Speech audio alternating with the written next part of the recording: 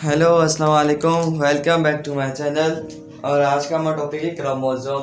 तो आज हम क्रोमोसोम के बारे में सीखेंगे, क्रोमोसोम की केमिकल कंपोजिशन और क्रोमोसोम का इंट्रोडक्शन और क्रोमोसोम की शेप ऑफ क्रोमोसोम और हमें क्रोमोसोम कभी विजिबल होता है, कब हम देखें क्रोमोसोम को।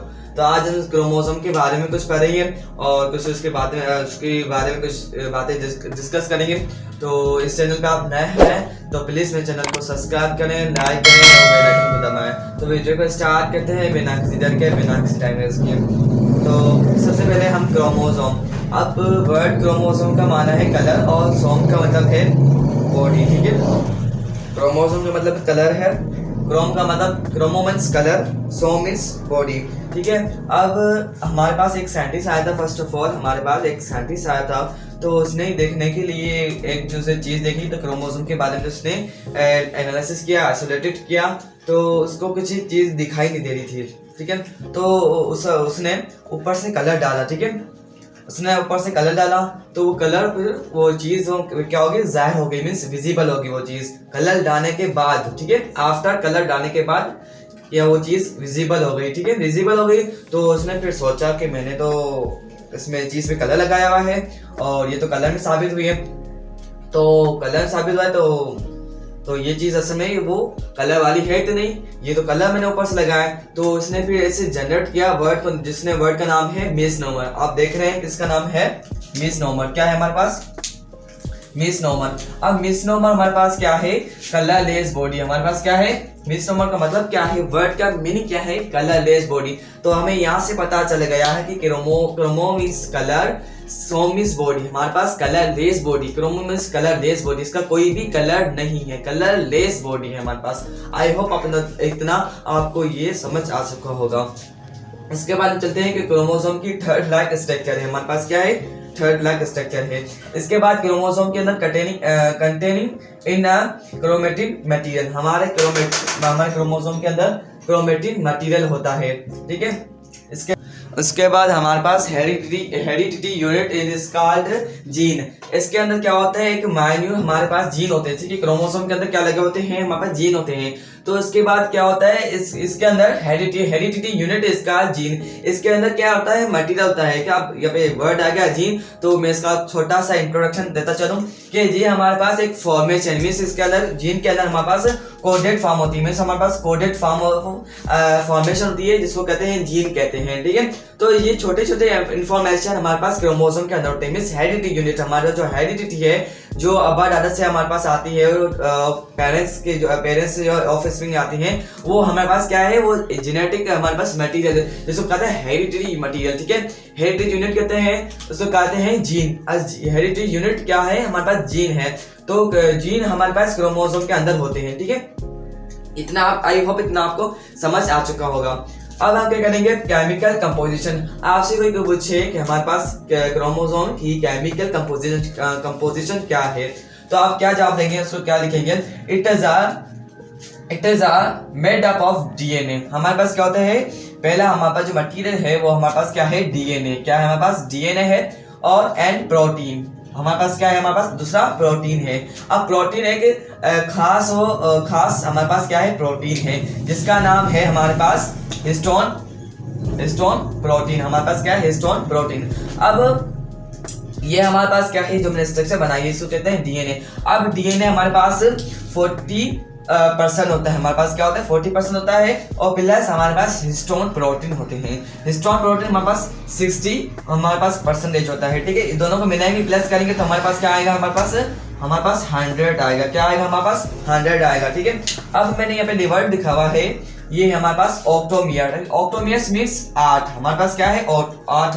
अब जो हमारे पास हिस्टोन प्रोटीन है, 4 आगे होते हैं और 4 पीछे होते हैं। जो मैंने ब्लू कलर का बनाया है वो बाउंड्री, इससे ये मैंने समझाने के लिए बना है कि आगे 4 होते हैं, आगे 4 पीछे होते हैं, ठीक है। ऑक्टोमियर्स 8, इसलिए हमारे पास क्या होते हैं, 8 होते हैं। आई होप अब इतना आपको समझ आ चुका होगा। तो हम नेक्स्ट पे चलते हैं, शेप ऑफ क्रोमोसोम। हमारे पास शेप ऑफ क्रोमोसोम क्या है, शेप ऑफ क्रोमोसोम हमारे पास 4 हैं, ठीक है। अब ये पहले क्रोमोसोम को शेप बनाने से पहले मैं आपको एक चीज क्लियर कर लूँ कि हमारे पास जो शेप ऑफ क्रोमोसोम है, गौर सुनना मेरी, शेप ऑफ क्रोमोसोम है, जो हमारे पास शेप जो हमारे पास डिफरेंट किए हुए हैं, जो मैंने डिफरेंशिएट बनाए हुए हैं क्रोमोसोम, ये किस बेसिस पे हमारे पास डिफरेंशिएट किए गए हैं। तो इसकी जो बेसिस है वो क्या है, सेंट्रोमियर। ठीक है, ये देखो हमारे पास क्रोमोसोम है, ये इसकी क्या है, सेंट्रोमियर है। हमारे पास क्या है, ये सेंट्रोमियर है। ठीक है, क्रोमोसोम की क्या, सेंट्रोमियर। तो ये क्या होती है, ये चेंज हो जाती है, मींस ये इसकी जो पोजीशन है सेंट्रोमियर की वो चेंज हो जाती, तो इसका जो क्रोमोसोम का जो नाम होता है वो क्या होता है, चेंज हो जाता है। इसी वजह से क्रोमोसोम के जो शेप हैं, वो जो क्रोमोसोम की, इस वजह से हम इनके क्रोमोसोम की शेप बनाए गए हैं।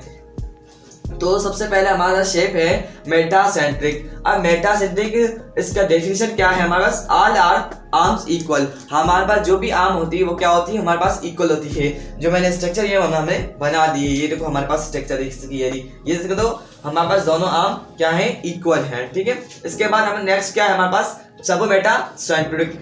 इसकी डेफिनेशन क्या है, आप क्या जवाब देंगे, there are all arms unequal. जिसकी सारी आर्म क्या होती है, वो अनइक्वल होती हैं। असल में ये अनइक्वल होती नहीं है, हम इनका नाम देते हैं अनइक्वल। ठीक है, ये अनइक्वल होती नहीं, मींस थोड़ा सा कंफ्यूजन हो जाता है, नीचे ऊपर हो जाता है, बस इतना भी अनइक्वल होता है तो उसका अनइक्वल हम के देते हैं, अनइक्वल। ठीक है, तो हमारे पास जो स्ट्रक्चर बनाएंगे वो हमारे पास ये देखो, एक छोटी तो एक बड़ी, ये मींस अनइक्वल है, बराबर नहीं है।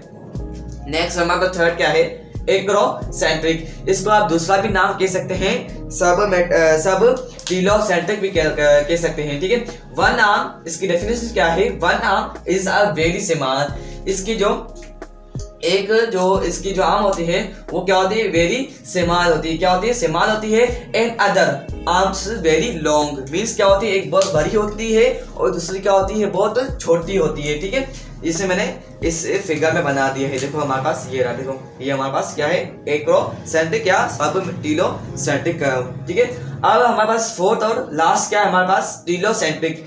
इसकी जो डेफिनेशन वो क्या है, location of centromere and at the end of chromosome. हमारा जो क्रोमोसोम है, ये पूरा क्रोमोसोम हमारे पास क्या है, ये सब क्या है, ये इसका एंड है। ठीक है, ये इसका क्या है, ये हमारे पास ये एंड है। ठीक है, ये क्या हमारे पास एंड है। तो जिसकी जो हमारे पास ये जो हमारे पास ये जो सेंट्रोमियर है वो क्या होते हैं, क्रोमोसोम के एंड पे आ जाते हैं। मींस ये क्रोमोसोम की क्या है, एंड है।